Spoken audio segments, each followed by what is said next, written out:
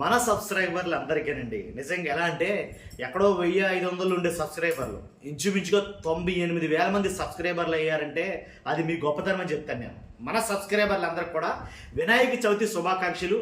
నిజంగా కాకపోతే 1,00,000 అనే టార్గెట్ చూడాలనుకుంటున్నానండి. కాబట్టి ఖచ్చితంగా మీరైతే మన ఛానల్ని సబ్స్క్రైబ్ చేయండి కొత్తగా చూస్తే, లేదంటే షేర్ చేయండి.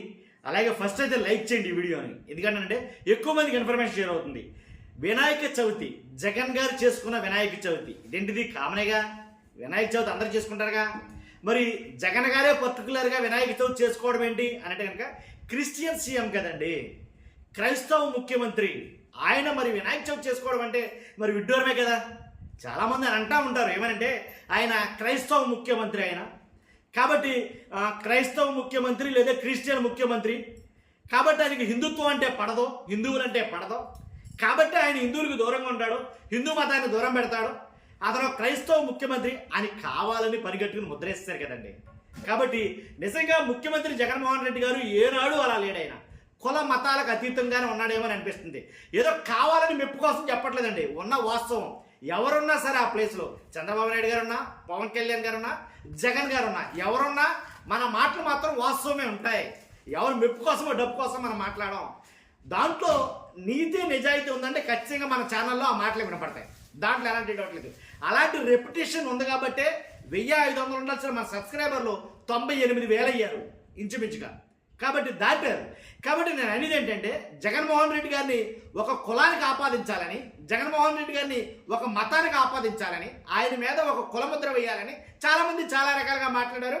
ఎవరు మాట్లాడారంటో నేను చెప్పవసరలా. తిరుమలకు రాడు, తిరుమల అంటే భయం, ఏంటి ప్రసాదం పెట్టినా తిండో, ఏంటి ఏమన్నా వేసినా సరే ఇంకేం ముట్టుకోడు అనేది రకరకాలుగా మాట్లాడాడు. కానీ ఏనాడు ఆయన అలా లేడు, అది దుష్ప్రచారమే, దాంట్లో ఎలాంటి డౌట్ లేదు. ఇది వాస్తవం, నేను చెప్తున్నా వాస్తవం.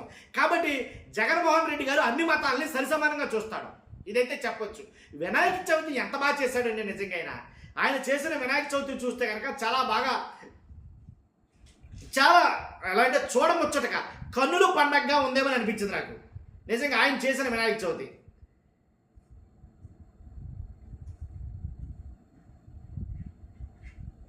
చూద్దాం, మీకు చూపిద్దామనే ఉద్దేశంతోనే.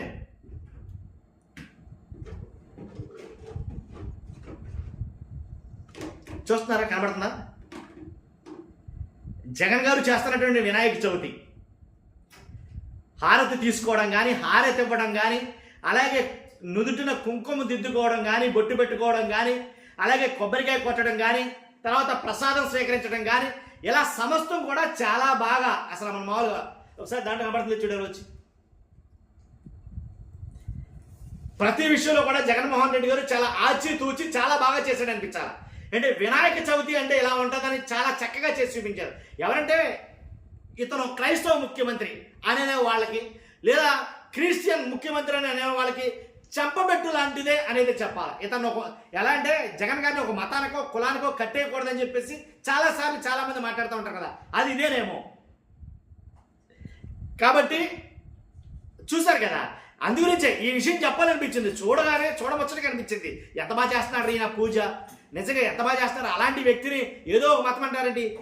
మసీదుకి వెళ్ళినా అంతే అలాగే ఉంటాడు ఆయన, మసీదుకి వెళ్ళినా, చర్చికి వెళ్ళినా అలాగే ఉంటాడు ఆయన, చర్చికి వెళ్ళినా అంతే నిష్టగా ఉంటాడు, మసీదుకి వెళ్ళినా అంతే నిష్టగా ఉంటాడు.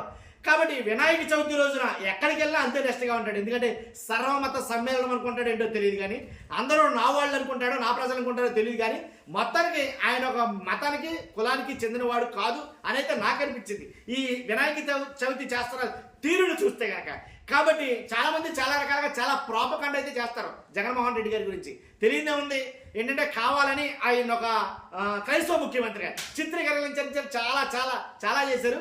అవన్నీ అవ్వలేదనుకో చెప్తాను అసలు వాస్తవానికి. కానీ ఇదండి వినాయక చవితి శుభాకాంక్షలు నేను మీకు చెప్పాలి కాబట్టి, నేను వినాయక చవితి శుభాకాంక్షలు చెప్తుంతో పాటు ఏదైనా ఒక వార్త ఉంటే చెప్పాలి కాబట్టి ఇలా ఈ వార్తను మీ ముందుకైతే తీసుకురావడం జరిగింది. ఫస్ట్ అయితే మీకు నచ్చితే లైక్ చేయండి. లైక్ చేసిన తర్వాత చెప్పానుగా 2,00,000 దగ్గరలో ఉన్నాం. ఖచ్చితంగా ఈ వీడియోతో 1,00,000 కంప్లీట్ అవ్వాలని అనిపిస్తుంది నాకు. కానీ మీరు లైక్ చేయండి, కొత్తగా మన ఛానల్ ఇస్తే పక్కాగా సబ్స్క్రైబ్ చేయండి. Thank you very much.